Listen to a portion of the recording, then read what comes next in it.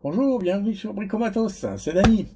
Aujourd'hui, on va s'occuper de faire quelque chose dont j'ai pas l'habitude parce que je pense qu'il y en a tellement d'autres qui le font.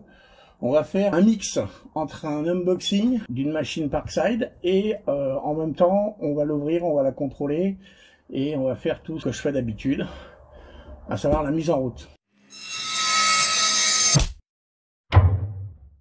Alors, je vous présente ceci. La meuleuse sans fil Parkside. Alors, c'est la PWSA20 LI-C3. Donc, c'est la dernière en date qui a été mise en vente il y a peu de temps. A priori, ça semble être une bonne machine. Alors, on va regarder si j'ai eu du bol déjà, parce que on sait que chez Parkside, les préparations sont pas toujours les mêmes. On sait pas trop comment est fait le contrôle qualité, donc c'est pour ça que je préfère dire aux gens vérifier. Ceux qui en ont les capacités, alors je vais bien remettre au point cette notion. Mes vidéos s'adressent à ceux qui en ont envie, mais prioritairement à ceux qui ont déjà démonté du matos, ceux qui sont bricoleurs, ceux qui se sentent pas de le faire, mais qui se disent que ça serait bien de le faire. Confiez votre machine à quelqu'un d'autre. Si vous vous sentez pas les pattes d'ouvrir la machine, vous avez peur pour la garantie, ne touchez à rien. Comme on dit, touche pas à sa petit con. Je préfère partir là-dessus plutôt qu'on me dise un jour, tu nous as dit de le faire et j'ai pété la machine. Si vous vous sentez pas capable de le faire, le faites pas. Il n'y a pas de honte, on n'est pas tous des bricoleurs de machines. Il y en a qui savent le faire, il y en a qui savent pas le faire. Voilà, donc cette parenthèse est refermée. On va ouvrir la machine. Belle boîte. Or, je vous fais pas le détail des performances, ça devrait être pas mal. Alors, à savoir que cette machine est livrée sans chargeur, sans batterie. Ce qui veut clairement dire que, j'espère que vous en avez. Le problème, c'est que le chargeur en X20V, il est assez peu couramment vendu tout seul. Quand vous en voyez un, à la limite, vous pouvez l'acheter. Ou alors, à force, on va cumuler des chargeurs, hein. Mais pour cette meuleuse, il faut, ça c'est un strict minimum. La 2 ampères, vous oubliez.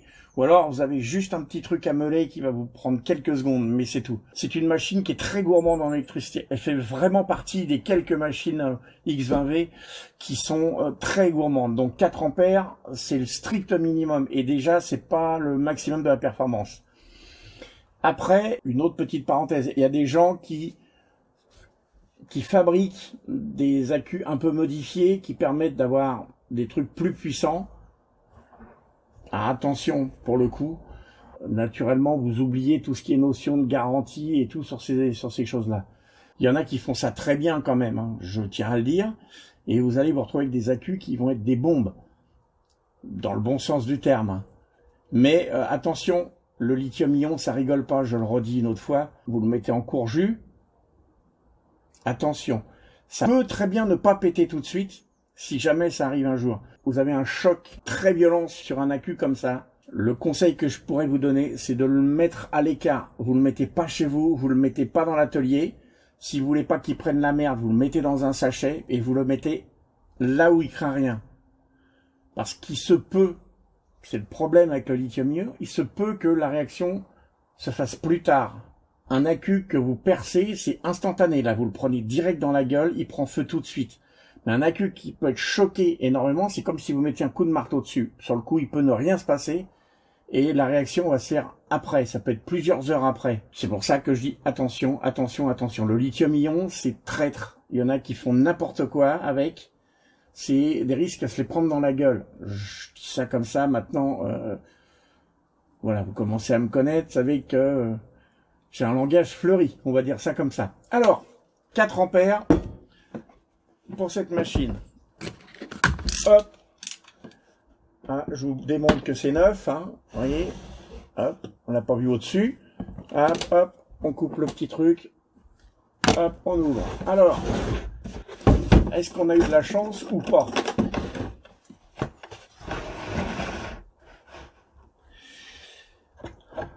Poignée. La clé à mandrin, c'est rigolo, c'est pratique. Je suis pas certain du système de fixation. Alors c'est livré avec un disque prémonté, capot de protection en plastique. Ceux qui posent des questions avant d'avoir lu ça, On s'est compris, hein. Ça, c'est à lire, c'est pas un truc qui décore l'intérieur de la boîte. On est bien d'accord, la doc, elle est importante. D'ailleurs, on va la laisser sortir parce que peut-être qu'on va avoir besoin de lire certaines choses. On va juste... Moi, j'aime pas faire des essais avec un disque monté dessus. Donc, le bouton du spindle lock, voilà, pour ceux qui voient du dessus, le spindle lock, il est là. Quand on appuie dessus, clac. Ah, je suis pas fan, pas pratique du tout. La clé dans ce sens-là, pas pratique du tout. On va mettre un accu. Déjà, on va juste vérifier. Alors, je sais pas si vous voyez. On va vérifier de très près tout à l'heure. À la lisière, là, je trouve qu'il y a beaucoup de jeux. J'ai pas... Si, ça a l'air de tenir quand même. Mais j'aime bien entendre le bon clac. Je pense qu'il y a quelque chose qui déconne. Alors, on va pas la mettre à 6. On va la mettre à 1 et on va regarder déjà si elle démarre. 2.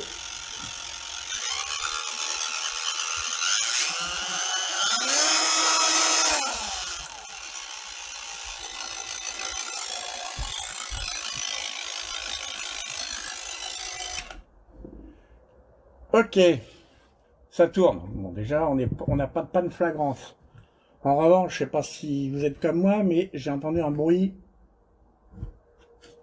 qui me plaît moyen. Alors, on va regarder déjà un truc. Moi, ce capot me paraît immense. Est-ce qu'il est prévu qu'il puisse se démonter?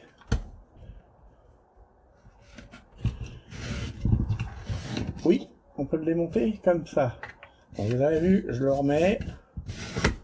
Clac. Il se tourne. Il suffit de débrayer là. On peut retirer cette protection. Je trouve que c'est mieux si on veut meuler. Si on veut ne pas avoir à retirer ça, on peut y mettre des petites brosses. Après, pour les flap disques et autres pièces du genre, je suis pas sûr du coup. Donc on verra. Alors, on va regarder comment elle est montée déjà.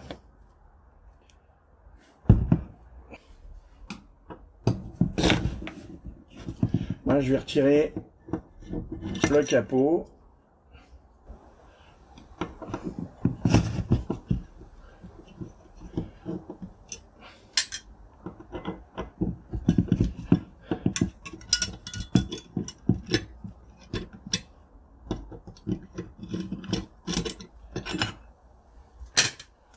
On retire la flasque. Je regarde un peu toutes les vis. Voilà, on est sur de la vis cruciforme en PH2 absolument partout, donc c'est pas mal. Allez, on va démonter la tête, déjà pour voir au niveau graissage comment on est.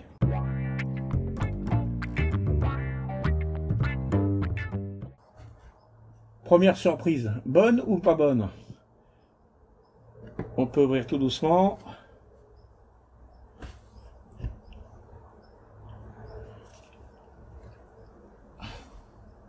Alors, j'avais pris exprès une petite lampe pour bien éclairer. Il y a un tout petit peu de graisse. Mais quand je dis un petit peu, c'est un petit peu. Hein, on va pas se fouler avec ça. On risque pas de se faire mal. Déjà, graissage de la tête, pas bien. On continue.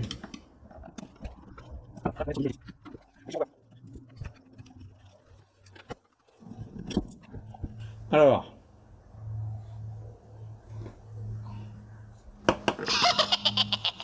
comme on peut voir, il y a quatre encoches. On a 4 encoches sur la tête. Savoir est-ce qu'elle a un sens, est-ce qu'elle n'a pas de sens. On va vite le savoir parce qu'il y a des détrompeurs. Il y a un détrompeur, 2 détrompeurs, 3 détrompeurs. Donc ça veut dire que on a 3 tétines. Il y en a 2 fines, une grosse. La grosse étant là, je pense que ça se met soit comme ça. Alors, est-ce qu'on peut la mettre dans l'autre sens? Le piège à con, il est là.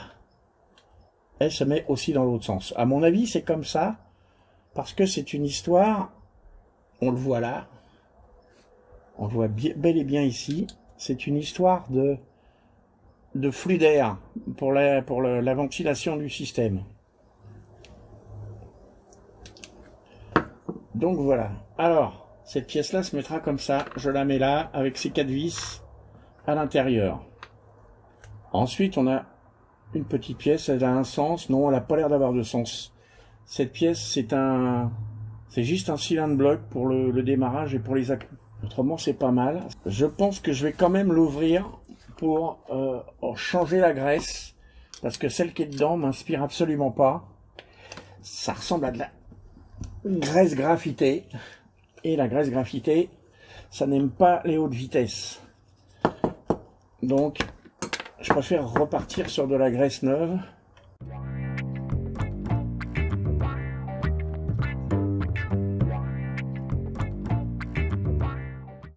On va pouvoir s'y coller, attention, les yeux. Alors maintenant, on a démonté cette pièce. Il va falloir démonter l'engrenage là si on veut pouvoir nettoyer tout l'ensemble. Ça, c'est un roulement. Je prends un plaque, je glisse en dessous et je lève légèrement.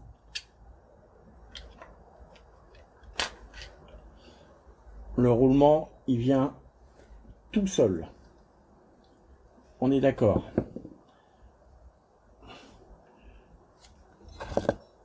Le roulement, je le mets dans la boîte à nettoyer. Et ça aussi.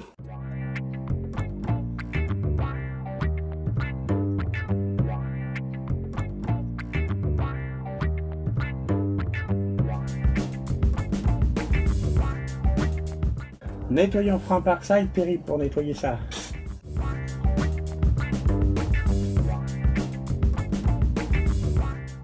On essaye de ne pas mélanger les graisses.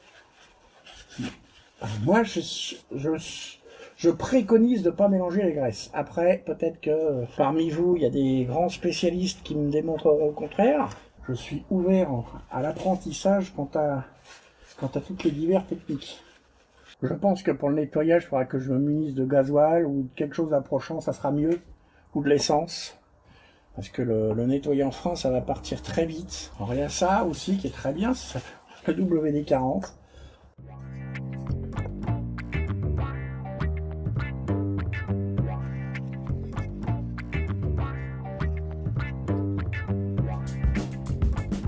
Pour le regraissage, on va faire attention à ne pas en mettre de trop, parce qu'effectivement, si on a un ensemble qui est trop compact dans la boîte de renvoi, on risque de freiner ou de créer un point de résistance qui va pas être bon pour la machine. On la cassera pas, mais on va faire forcer inutilement le mécanisme.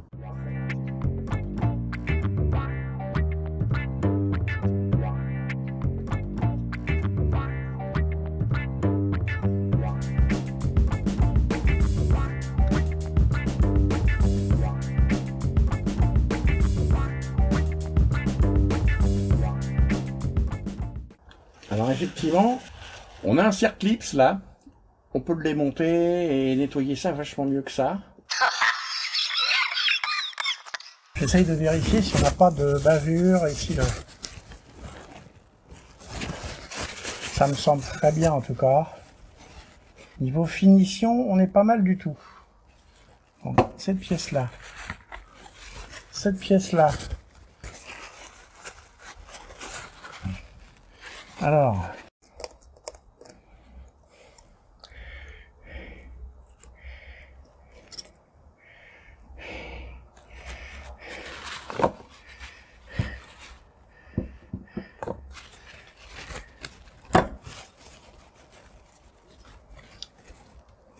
je dépose, on va hop, sortir l'engrenage. Oh ya. Alors quand vous démontez cette pièce, attention, attention, attention. Il y a le petit coin là. Hop, hop, hop. Surtout ne pas perdre. C'est possiblement une galère à remonter ce truc là, mais on verra bien. Hop, on nettoie.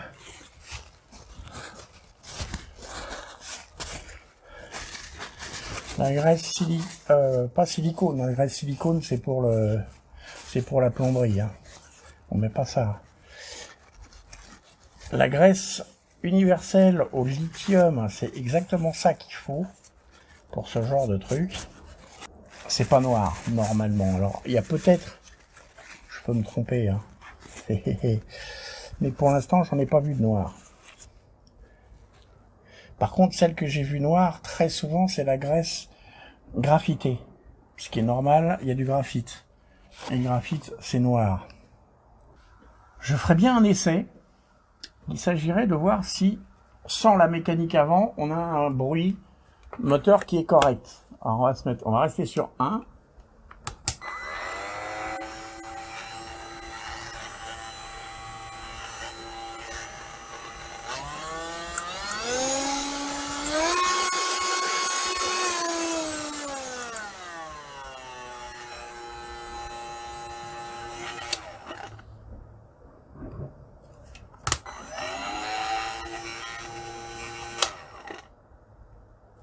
J'aime moyen ce bruit, ce croc-croc à la fin.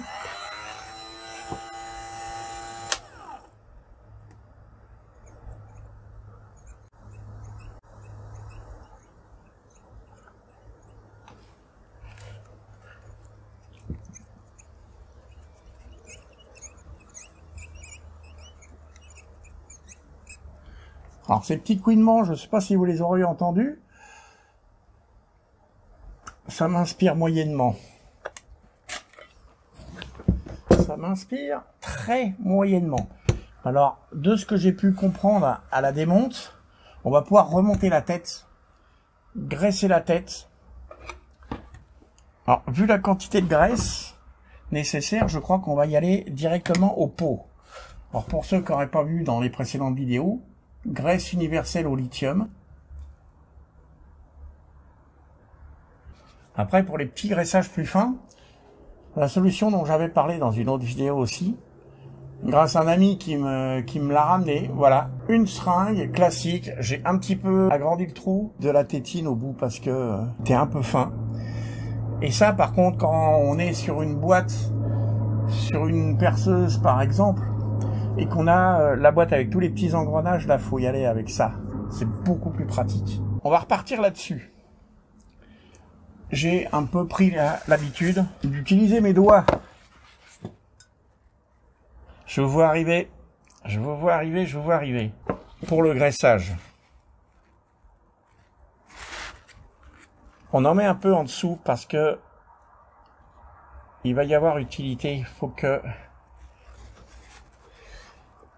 Il doit y en avoir un peu parce que quand il n'y en a pas, l'excès de ce qu'il y a au-dessus va venir se foutre en dessous. Je sais pas si c'est très clair. Ouais, ça doit pas être très clair. S'il n'y a rien en dessous, la graisse du dessus, quand elle va chauffer, on va avoir tendance à fondre et aller se fourrer en dessous. Là où elle va moins servir. Là où on a le plus besoin de graisse, c'est au-dessus. Alors attention, on se rappelle du coin, d'où l'intérêt d'avoir mis un peu de graisse là. Le coin, on le remet au-dessus.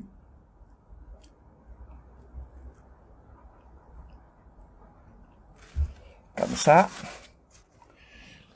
Et on vient le poser comme ça. Engrenage. Là, on est nickel. On n'a plus qu'à remettre notre petit circlips. Clac. Là, on est bien. Pour l'instant, on a fini avec cette pièce. On va s'occuper de celle-là. Enfin, celle-là, elle n'est pas compliquée. Elle est juste enfilée comme ça.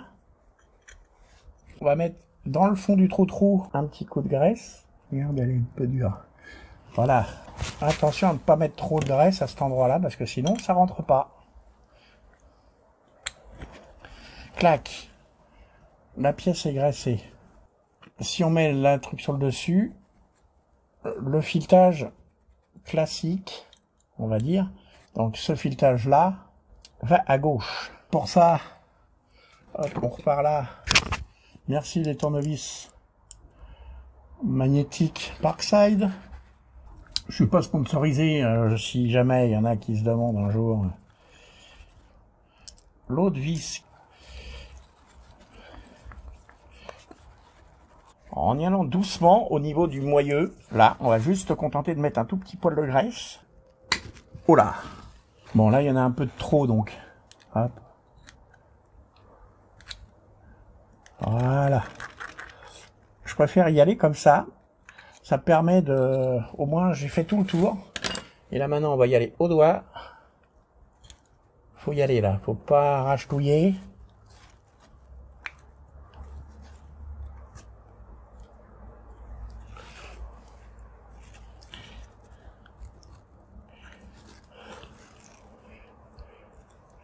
Vous verrez, il va y avoir une vidéo sur une ancienne meuleuse filaire 125 Parkside, que j'ai depuis quelques temps déjà, qui fait partie des premières générations. Les outils étaient bleus à cette époque. Elle a 14 ans, il me semble, 2007. C'était des très bons trucs. Malgré toutes les évolutions qu'il y a pu y avoir maintenant, c'était des très bons outils à l'époque. Il y avait des choses qu'il n'y a plus maintenant, comme le soft start, par exemple. Ils l'ont enlevé, va savoir pourquoi. Donc là, on est bien d'accord. Le fond est à peu près complètement bourré de graisse. C'est normal. Donc voilà. On va éponger parce que sinon on va en avoir plein les doigts, ça va être dégueulasse. Ça va riper dans tous les sens.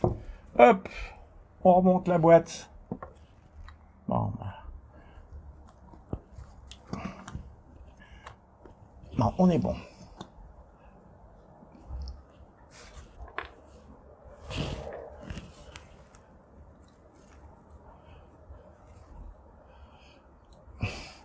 Donc, on va y retourner doucettement.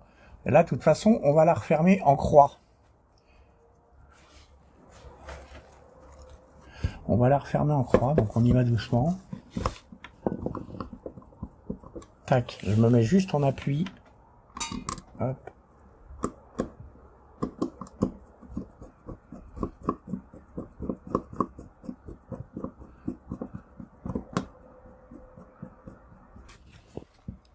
Ok.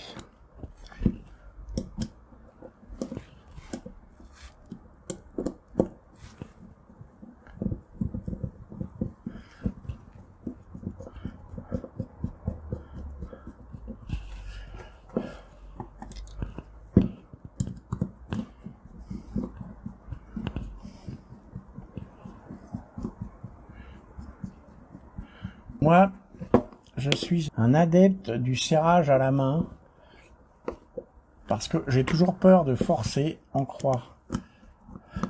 Comme une culasse de bagnole. J'ai toujours peur de foirer un truc. Si on le met en biais, on serre, mais pas comme un dingo.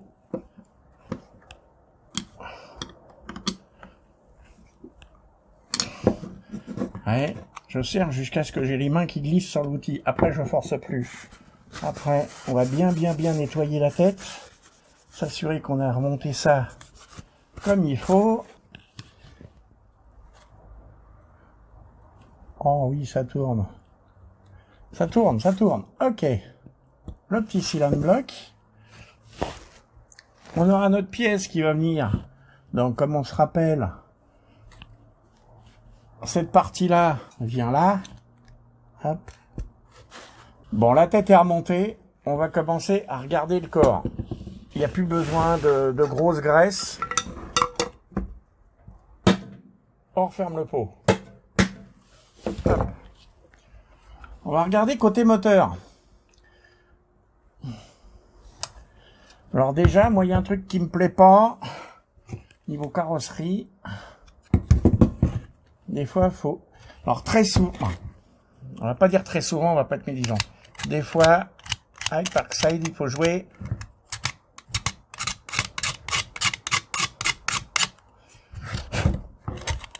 à y bavurer tous les bords de...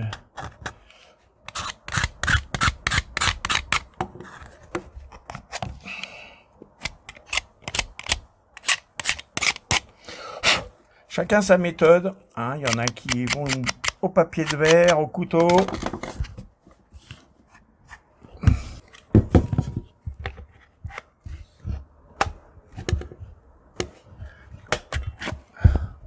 Alors là, je vois un truc qui appuie. Effectivement, on a une bavure dégueulasse là.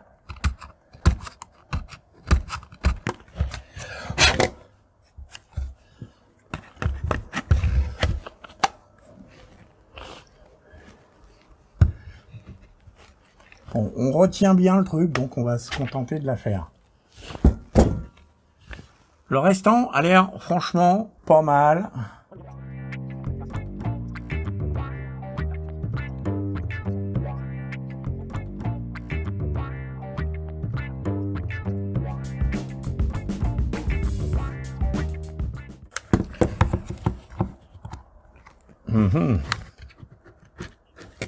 On y va doucement.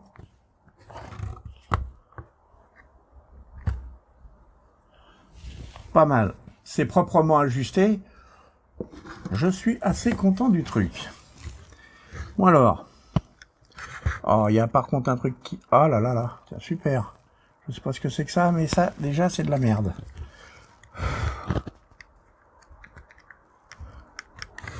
Le système de la gâchette.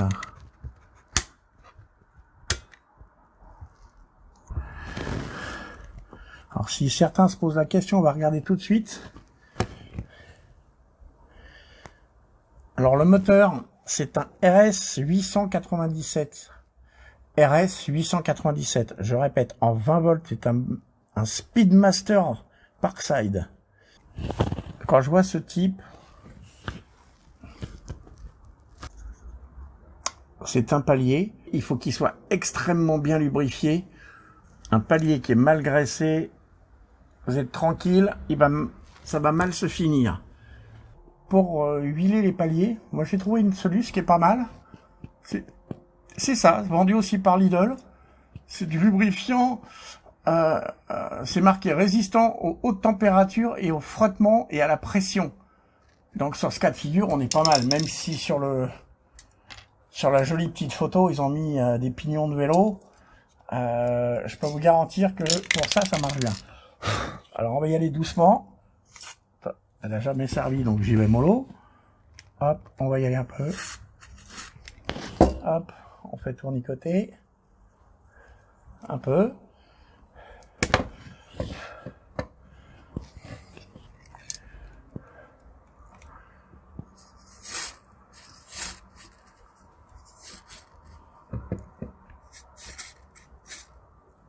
C'est très délicat à faire. À cet endroit-là, hop, on tournicote un peu plus aussi.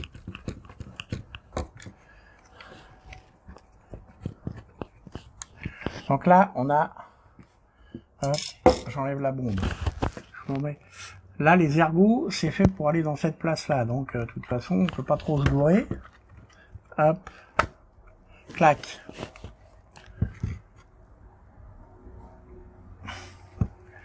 On va regarder un peu comment c'est foutu. Ça cause comment, là?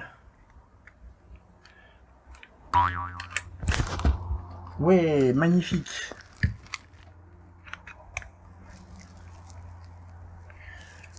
D'accord. Bon, on va pas trop tirer dessus pour une bonne raison, c'est que là, il y a de la colle.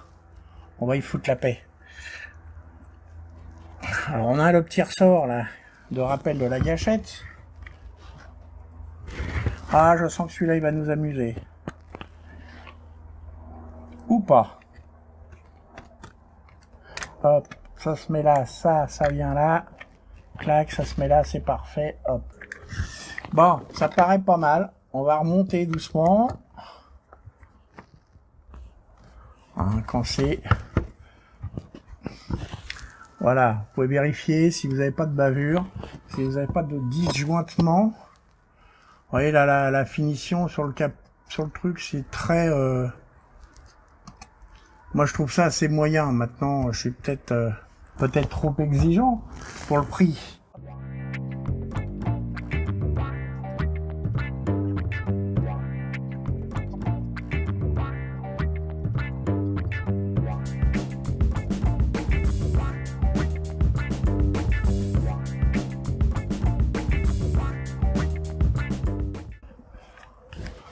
Alors c'est là, je sens que c'est là que ça va nous embêter. Alors, on va essayer de trouver une solution. Voilà, on essaye de se mettre bien comme ça. Hop, on va faire la même. Là.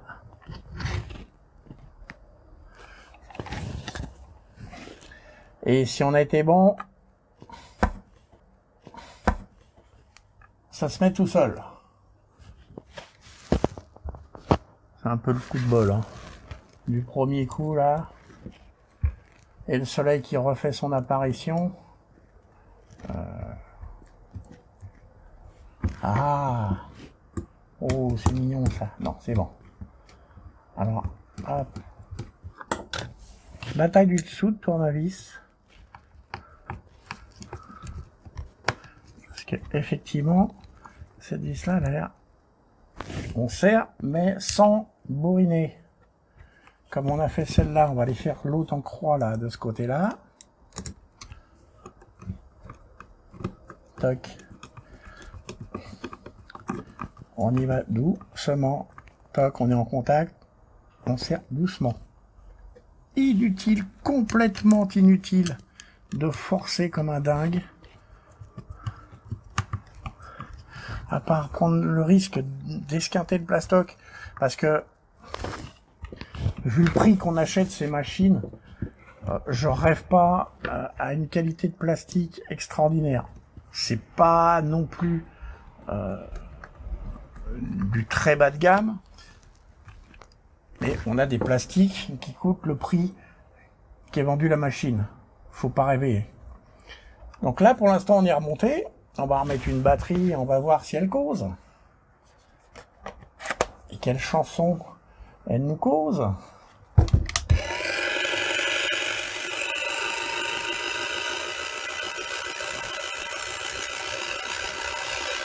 Alors, je sais pas si on a entendu, mais le bruit s'est atténué.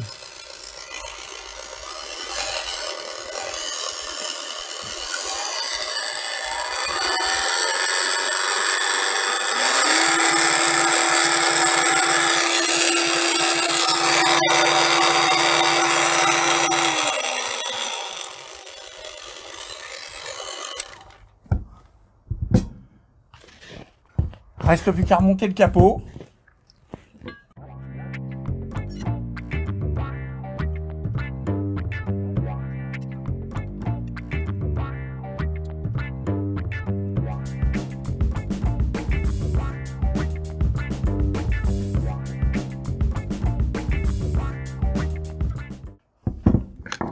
Là, voilà. Il se met dans quel sens?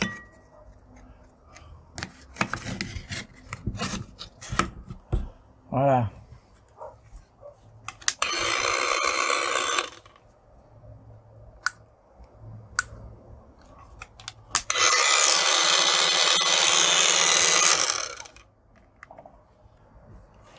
Bon ben voilà, notre petite meule a été contrôlée, elle fonctionne bien, bon, c'est bruyant. Mais pour faire des petits travaux, je pense que ça va être très bien.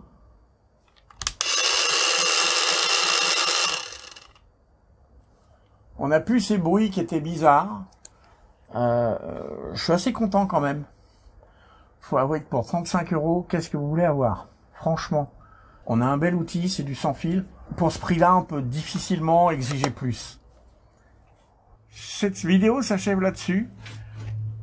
N'hésitez pas à mettre un pouce bleu si cette vidéo vous a plu. Posez des questions dans les commentaires ou simplement donnez votre avis. Vous avez le droit de faire des critiques aussi, hein, ça aide à progresser.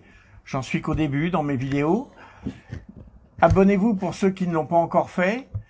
Et surtout, sachez que je réponds absolument à tous les commentaires, que je lis tous les commentaires. Je vous dis à bientôt pour une deuxième meuleuse, donc la filière Parkside. Pour cette bête-là, filière Parkside bleue. Très sympa, la PWS 1200 ICP. Voilà, on va lui faire une bonne révision. Ok, à plus tard.